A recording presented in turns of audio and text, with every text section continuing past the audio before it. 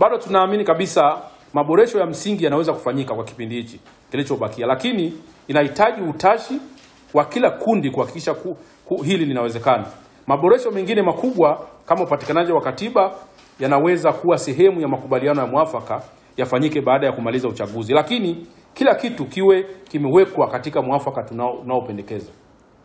Tujenge pia utamaduni kama taifa wa kukubali majadiliano na maridhiano wakati wote kama taifa. Makundi yote yanayovutana katika jamii kuelekea uchaguzi hayana budi kutumia busara na hekima kukubali kujihusisha na kutoa nafasi ya kuwa na meza ya majadiliano.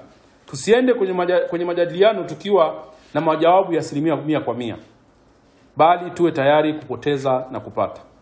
Tunawasihi sana wazee wetu na viongozi wastaafu nchi hii wavunje ukimya, watumie busara na hekima zao na uzoefu waliopata kwa kuliongoza nchi hii kulishauri taifa, kukubali kuenenda katika mazingira ambayo kila Mtanzania ataona kuwa anatendewa haki katika taifa lake.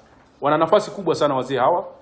Tunawashauri wakati huu wanaweza wakajitokeza wakawa sehemu ya kutafuta mwafaka huu kuelekea kwenye uchaguzi.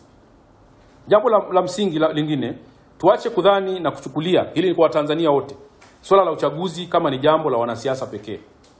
Swala la uchaguzi linamgusa kila Mtanzania aliye hai leo na atakayezaliwa kesho. Sote tunapaswa kuguswa pale tunapoona kuna mazingira yanayopelekea kuvunja haki za kiuchaguzi, kuvunja amani na utulivu hapa nchini.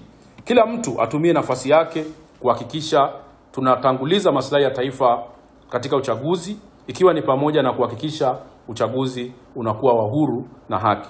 Mwisho, falsafa za 4R za Rais Samia ni wakati wake kuanza kutumika, na tunamshauri Mheshimiwa Rais Samia aone umuhimu wa kulifanya hili lifanikiwe. Tunaamini hata yeye mwenyewe anaamini kabisa kwamba njia pekee ya kutatua changamoto za kijamii ni majadiliano, na tunadhani kabisa hata yeye mwenyewe hapendi kwenda kwenye uchaguzi kukiwa na manunguniko na mivutano ya hapa na pale.